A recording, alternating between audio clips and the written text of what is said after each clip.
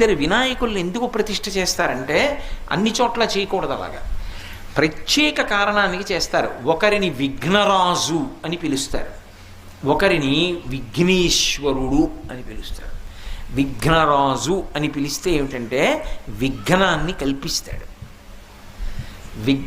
విఘ్నేశ్వరుడు అన్నారనుకోండి, విఘ్నాన్ని తీసేస్తాడు. విఘ్నాన్ని కల్పించడం కోసమని చెప్పి ప్రతిష్ఠ చేస్తారు ఒక్కొక్కసారి. ఏమిటి విఘ్నాన్ని కల్పించడం ఏమిటి అంటే, మీకు నేను తేలికగా అర్థం అవ్వడానికి ఒక ఉదాహరణ చెప్పాలనుకోండి. శత్రువులు దండయాత్ర చేసి వస్తున్నారనుకోండి, రాజ్యాన్ని కబళించడానికి వస్తున్నారు. పూర్వం మహారాజులు ఏం చేసేవారంటే విఘ్నరాజ ప్రతిష్ఠ చేసి పక్కన విఘ్నేశ్వర ప్రతిష్ఠ చేసి ఇద్దరికీ పూజ చేసేవారు. విఘ్నరాజ ప్రతిష్ఠ చేస్తే అవతల వాడికి ప్రతిబంధకం వస్తుంది, వాడి ప్రతిబంధకాన్ని కల్పిస్తాడు. వాడు దాటి ముందుకు రాలేడు, వాడికి ఏదో అడ్డొస్తుంది, అడ్డొచ్చి నిలబడిపోతాడు.